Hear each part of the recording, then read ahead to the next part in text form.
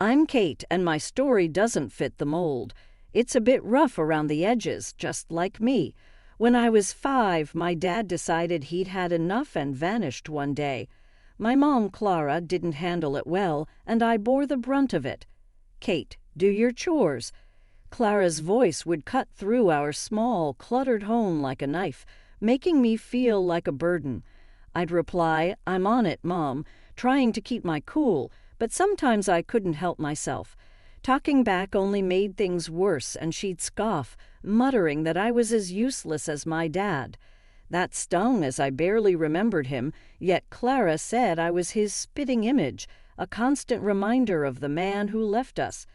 Most days, she'd be out trying to scrape together a life for us, or so she claimed. My presence was barely acknowledged. Make sure you keep track of Kate, she'd instruct, as if I was a pet she couldn't be bothered to tend to. During the rare moments she was around, any affection was scarce. A quick head pat here, a distracted there as I tried to engage her in conversation. It was like conversing with a lifeless barrier. One evening I tried to hug her. I just wanted to feel like her daughter, you know. She stiffened up and pushed me away. What do you want now? She snapped, eyeing me like I'd asked for the moon. Nothing, I mumbled, stepping back. I learned to stop asking for hugs after that. School wasn't much better. I was the quiet kid, the one with the hand-me-down clothes and the absent mom at every parent-teacher meeting. Why is your mom never here, Kate? The other kids would ask. What was I supposed to say, that she didn't care? One day, Clara came home in a foul mood, worse than usual. She had a fight with one of her friends, the kind that was supposed to watch me, but just let me fend for myself.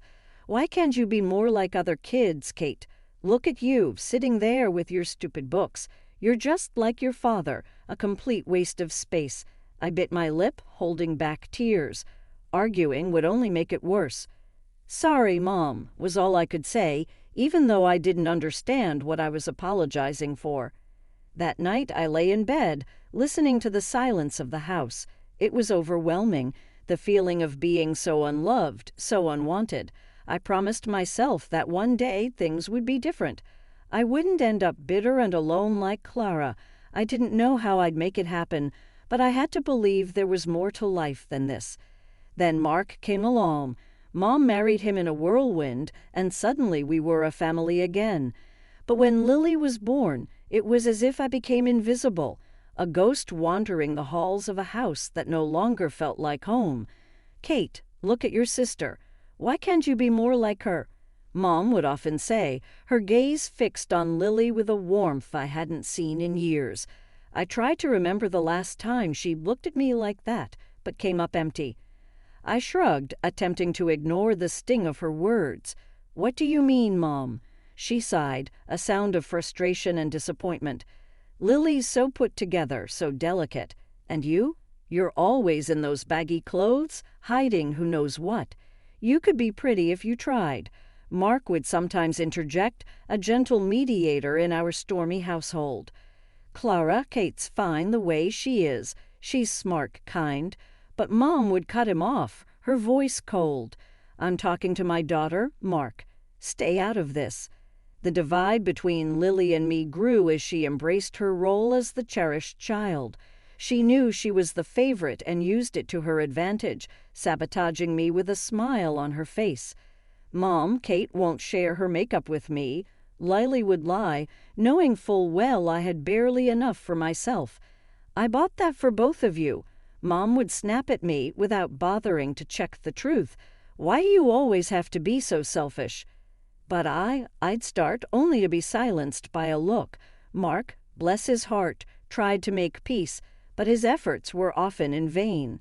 One evening, as I helped Lily with her homework, she deliberately knocked her glass of juice over my papers. Oops, she said, not a hint of remorse in her voice. Lily, apologize to your sister, Mark said firmly, witnessing the scene. Lily pouted, turning her manipulation skills on. I didn't mean to, Daddy. I'm sorry, Kate, she lied, her apology as empty as her gaze. Mom walked in at the tail end, her eyes darting between us. Without missing a beat, she sided with Lily. "Kate, can't you see she's sorry? Stop making a scene and clean this up." Frustration boiled within me as I cleaned up the mess, the injustice of it all burning in my chest. It was always the same, Lily's word against mine, and I was always the villain in Mom's eyes. One day, feeling a mix of desperation and longing for a connection, I called Mark Dad in a moment of vulnerability. It slipped out as naturally as breathing, but the fallout was immediate and harsh. Mom's face twisted into a mask of fury. "How dare you? You have a father, Kate, and Mark is not him. You're just trying to replace him because he didn't want you." Her words were like a physical blow, knocking the air from my lungs. Mark looked stricken, caught between his wife and stepdaughter, a silent witness to my humiliation. My voice broke, the hurt too deep for tears. I thought, what? That you could just pretend everything's okay? That you could make us a perfect little family? Mom's voice was venomous, each word a pointed dagger aimed straight at my heart. In the end, I retreated to my room, the sound of Lily's laughter echoing behind me. I was the outsider, the unwanted, living in a house divided by favoritism and silent battles. Mark tried to offer solace, but his kindness was a balm on a wound too deep to heal. Growing up wasn't easy, not by a long shot. As I hit my teen years, things at home went from bad to downright miserable. Mom's critiques got harsher, and Lily, well, she blossomed into a mini turret with Mom as her biggest cheerleader. One afternoon I was trying on clothes in my room. The door barely cracked open. I could hear Lily snicker from the hallway. "Look at Kate, trying to dress up like putting lipstick on a pig," she jeered, not even bothering to lower her voice. I flinched, the sting of her words hitting harder than I wanted to admit. "Shut up, Lily," I snapped back, more hurt than angry. Mom's voice cut through the tension like a hot knife. "Kate, don't talk to your sister like that. And Lily's right, you know, those clothes do nothing for you." I stood there, a mix of anger and humiliation washing over me. I wanted to scream to tell them both off, but I knew it would only make things worse. Mark wandered in, oblivious to the brewing storm. "What's all the noise about?" he asked, looking between us. "Lily's just being her usual charming self," I muttered, my voice dripping with sarcasm. Mark sighed, a look of resignation on his face. "Girls, can't we all just get along for once?" "Tell her to stop picking on me then," Lily whined, playing the victim like she always did. "I'm not the one starting things," I protested, but it fell on deaf ears. Mark just shook his head and walked away, leaving me to fend for myself yet again. The next day at school, I overheard some kids talking about a party. For a fleeting moment, I entertained the idea of going, of being normal for a change. But then reality crashed back in. I couldn't bring anyone home. Mom would make sure any friend or boy I liked would run for the hills with her comments. One evening, Mom was on one of her tirades about my appearance. "You could be pretty if you actually tried, Kate. Look at Lily. She takes care of herself." I was at my breaking point. "Why do you always compare me to her? I'm not Lily." Mom just rolled her eyes. "Because she sets a good example. You could learn a lot from your sister." The words felt like a slap in the face. It was always Lily, always about how perfect she was and how I just couldn't measure up. I stormed off, my heart pounding in my chest. Alone in my room, I let the tears come.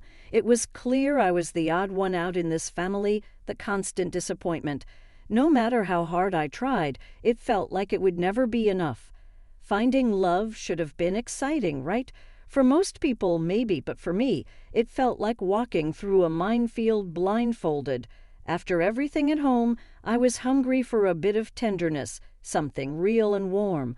But every time I thought I found it, boom, everything blew up in my face. I met Jake at work. He was funny, had a killer smile, and didn't seem to mind my awkwardness.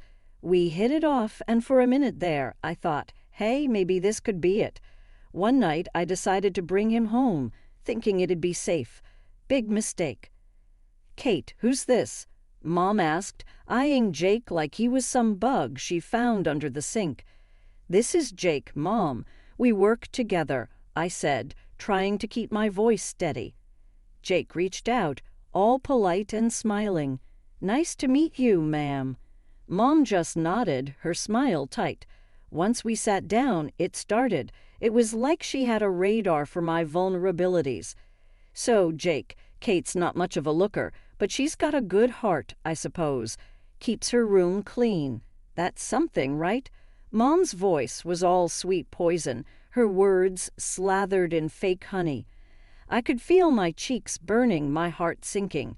Jake looked at me, confusion and pity in his eyes. That look, it just about killed me.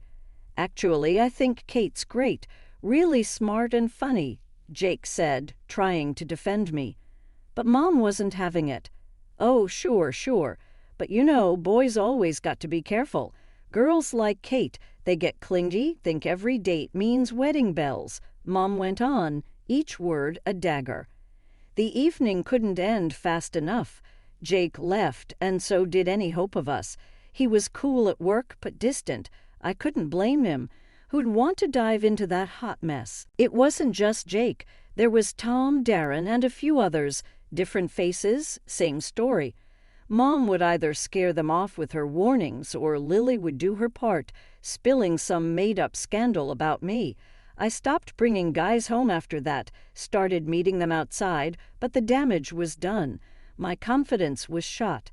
Every date felt like a ticking time bomb, waiting for the moment they'd find out about my crazy family in bail.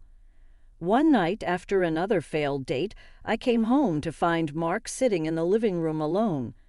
"Rough night?" he asked, the TV casting shadows on his tired face. "Yeah, you could say that," I replied, slumping down beside him. "Kate, you're a catch, you know that. Any guy would be lucky to have you," Mark said, sincere as always. I wanted to believe him. Really I did, but belief was a luxury I couldn't afford, not with Mom and Lily always there, ready to remind me I wasn't enough. "Thanks, Mark. Just got to keep looking, right?" I forced a smile, but inside I was crumbling. "Yeah, keep looking. He's out there, Kate, someone who'll see you for the amazing person you are," Mark encouraged, his optimism a faint light in the darkness. I nodded, not really convinced, but grateful for Mark's belief in me. Maybe one day I'd find someone who looked past the mess, saw me, and stayed. Until then, I'd keep searching, hoping for a love that could withstand the chaos of my life.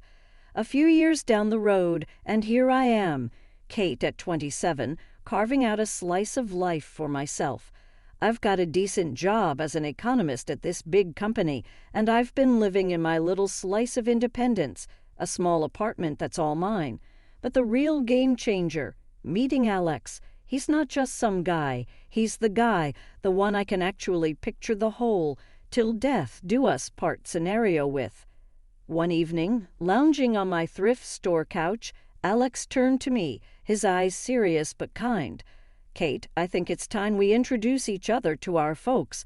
I mean, if we're serious about this, and I know I am, they should know, right?" My stomach did a somersault, meeting his folks. "Sure, my family, that's a whole different ball game." "Alex, you know I'm all in with you, but my family, it's complicated." He took my hand, his thumb brushing against mine. "Hey, we all have our brand of crazy at home. How bad can it be?" I sighed, spilling the beans about the whole ordeal with Mom and Lily, leaving out no gritty detail. Surprisingly, he didn't bolt. Instead, he squeezed my hand tighter. "We'll face them together," he said, and just like that, I felt a bit braver. So I bit the bullet and called Mark. Out of everyone, he's been a steady rock in the shifting sands of my family drama. "Mark, I've got news. I'm seeing someone, Alex, and we're engaged." There was a pause, and then, "Kate, that's fantastic. When do we get to meet him?" Mark's enthusiasm was like a warm blanket. He didn't skip a beat, jumping straight to when, not if. I let out a breath I didn't know I was holding. "Soon, Mark. I'm a bit on edge about Mom and Lily. Don't you worry, I'll smooth things over on this end. Just bring that young man over. It's about time there was some good news around here." Hanging up, I turned to Alex, who'd been watching me with a mix of curiosity and concern. "Well, Mark's on board. Looks like we're doing this." He grinned, pulling me into a hug. "See? Step one down. We'll handle the rest just fine." But as the day approached, I couldn't shake off the nerves. Meeting Alex's folks went better than I could have hoped. They were warm, welcoming, everything you'd want in potential in-laws. It gave me a sliver of hope, maybe too much. Now, as I paced the length of my living room, I tried to muster that same hope for the upcoming dinner at my family's house. Alex, ever the optimist, assured me it would be all right, but deep down, I knew the storm that was brewing. It was going to be a showdown, my past against my future. But with Alex by my side, I felt a tad more courageous. Still, I couldn't help but run through every possible scenario, each ending more dramatic than the last. "Kate, it'll be okay," Alex said, catching me mid-pace and pulling me into his arms. "Whatever happens, we're in it together." The air was thick as Alex and I approached my mom's house, both of us bracing for what was coming. Little did we know the evening had a twist in store. Kate, Alex, Mom greeted us at the door, her usual frostiness replaced by a warmth that felt out of place. As soon as we were settled and introductions were out of the way, the bomb dropped. "So, Alex, Kate tells me you're quite the big shot, director of your company and all," Mom said, her eyes lighting up in a way I hadn't seen in years. Alex, ever humble, just nodded. "Well, I wouldn't say big shot, but yeah, I've worked my way up. That's all it took." Suddenly, Mom was all smiles and praises, hanging on Alex's every word. The transformation was almost comical if it wasn't so painfully obvious. Dinner was served, and the atmosphere had done a complete 180.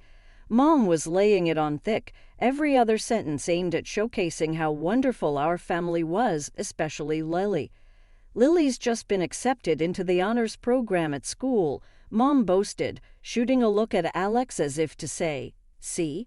We're a family of achievers." Lily ate up the attention, adding her own embellishments. "Yeah, I've always been top of my class. I guess it runs in the family." I couldn't help but roll my eyes. Alex gave my hand a squeeze under the table, a silent show of solidarity. Mark, bless him, tried to keep things balanced by mentioning some of my achievements, but Mom steamrolled over him, redirecting the conversation back to Lily and, whenever possible, Alex's impressive career. As the night wore on, Mom's tactics became even more transparent. She was laying the groundwork, trying to cement a bond with Alex, presumably to ensure her place in what she saw as our newfound fortune. "Alex, you must come from a very driven family. It's so important, don't you think, to instill those values in our children," Mom said, her gaze flitting between Alex and Lily. Alex, to his credit, handled it with grace. "Absolutely, hard work and integrity go a long way," he replied, deliberately including me in the conversation with a look. As we made our excuses to leave, Mom was all but hanging off Alex, insisting we visit more often. "You must come for dinner again soon, Alex. It's been such a pleasure," she gushed, practically ignoring me as we said our goodbyes. Once in the car, Alex let out a low whistle. "Wow, that was something else. Your mom really knows how to lay it on thick." I sighed, leaning back in my seat. "Yeah, sorry about that. She sees what she wants to see." Alex took my hand, giving it a reassuring squeeze. "Hey, we're in this together, remember? No amount of schmoozing from your mom can change that." The day after the dinner, I was still reeling from Mom's performance when my phone buzzed. It was Alex, and he sounded weird, like he was trying to stay calm but was struggling. "Kate, you're not going to believe this. Your mom, she called me," Alex started, his voice tight. I froze. "Called you? How did she even get your number?" He sighed. Found it on some work documents you left at their place, I guess. But listen what she said. It's insane. My heart sank. What did she say, Alex? She asked me to leave you and marry Lily instead, he blurted out, and I could almost hear his disbelief through the phone. I felt like I'd been punched in the gut. She what? The words felt surreal, like we were talking about someone else's life, not ours. Yeah, I know it's messed up, but Kate, I have an idea. We can expose her, show everyone what she's really like, Alex said, a determined edge to his voice. Fast forward, and I'm sitting in a cafe, wig and sunglasses on, heart pounding as I watch Alex and my mom at a nearby table. The conversation flows with my mom laying out her absurd proposal like she's negotiating a business deal, unaware of the dictaphone hidden in Alex's jacket. As the meeting wraps up, my mom leaves the cafe all smiles and confidence. I watch her go, shaking my head. This was a woman I no longer recognized, a stranger wearing my mother's face. Alex joined me, his face a mix of concern and anger. You okay, Kate? I looked up at him, my decision clear. Yeah, I'm okay. Let's go home. We have a wedding to plan. The day had come for truths to be laid bare, for masks to fall off, revealing the raw reality underneath. I walked into my parents' house not as the Kate they thought they could manipulate, but as someone who had seen through their deceit. As I stepped in, my mom greeted me with a smug smile, one that made my stomach churn. Well, look who decided to show up. Too bad Alex won't be joining us anymore, right? He's chosen Lily over you, she gloated, her voice dripping with false pity. Mark, standing beside her, looked confused, his eyes shifting between Mom, Lily, and me. What's going on here? He asked, his voice heavy with concern.